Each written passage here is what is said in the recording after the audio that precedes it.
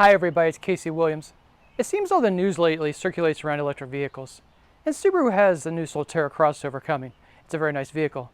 But for the hardcore enthusiasts, the ones that really love shifting the gears, pressing a clutch, and putting a car into a corner hard, they still have the WRX.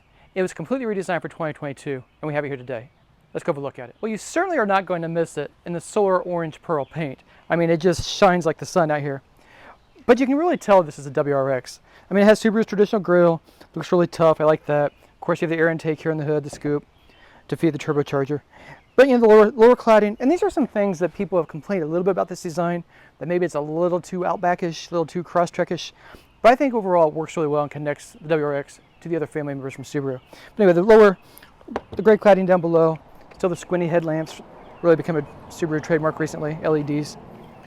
And it's really, you know, the fender cladding, the lower cladding down below, the ground effects, that people found a little controversial. Again, kind of looks like the Outbacks, looks like the new Wilderness models, but I think it also works really well for a car that promises to be a rally car and just connects to the family. So I think it works okay. 18-inch dark alloy wheels look really good. This is a fairly big car. You know, you think of a WRX as being a compact, Impreza-based, and this really shares nothing with the current Impreza.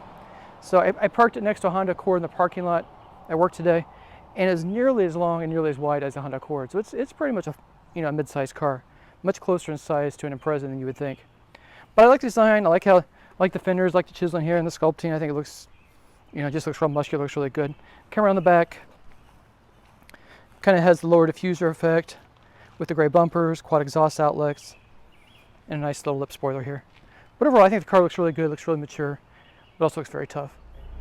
I really like the changes they made to the interior of the WRX. I spent a lot of miles in the new Outback, the new Legacy, and also older WRX models. And I really like just the nice upgrades without ruining anything that I really appreciate in the older WRXs. It really starts with the new touchscreen, basically the same screen that's in the new Outback and the new Legacy.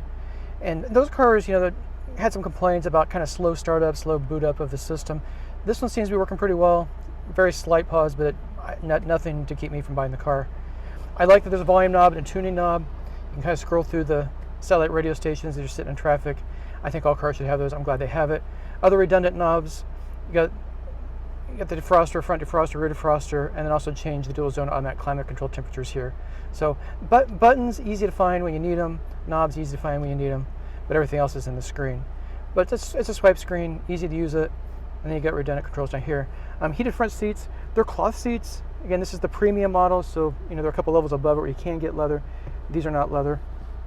But I do like them. They're very nice. It's been almost 100 degrees outside, and they've actually been very comfortable. They just don't get hot, and they feel nice. And the same thing in the winter.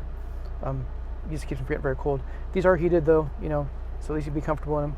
Nice thick bolsters hold you right in. Adjustable headrest, too. So very nice features there. Nice thick leather-wrapped steering wheel with the red stitching on it. Flat bottom. And all these little carbon fiber accents, fake carbon fiber accents here on the doors. Look good, and the kind of metallic finishes. So a lot of premium scale finishes. Everything feels really nice. Nice clear gauges, and that's really true of Subarus. They're high tech, they're well made, but they're also just very functional, just very easy to use every day. And this is a pretty high performance car, but you can get 4 people in here very comfortably. You can get all the luggage in the trunk. It's easy to drive it every day for daily commuting. Just water bottle compartments here in the doors, just like it would be in an Outback. Nice storage down below. There, big cup holders, works well. And also being a Subaru, safety was a prime consideration. So this does have the EyeSight system that includes automatic emergency braking, and you've got additional rear crosspath detection and the rear view cameras. Here. The WRX is a very easy car to live with day in and day out, but it's really about the driving experience. Underneath the hood, it's a 2.4-liter turbocharged 4-cylinder engine, delivers 271 horsepower and 258 pound-feet of torque. And it routes that to the all-wheel drive system, in this case, the 6-speed manual transmission. Good luck finding a manual transmission with any car today. Honda offers one, a couple others offer them, but Subaru still offers a really good one. It shifts well. My one downside is the clutch is pretty stiff and has given me knee aches and foot aches, and it may be a sign of my advancing age, but it's worth the sacrifice to enjoy driving this car. Being a Subaru, all-wheel drive is standard, and this one has torque vectoring all-wheel drive, so it'll kind of shorten the corners as you drive the car really hard through the curves. And really like that. But the other things I really like about driving this car. It doesn't feel fragile, it feels very solid, it feels heavy, and whether you're accelerating away from a stoplight safely or driving out on the interstate at whatever speed you feel safe driving and legal, there's just plenty of power. It's smooth, you can put almost any gear you want to, you can pull away from traffic, and it's really enjoyable to drive.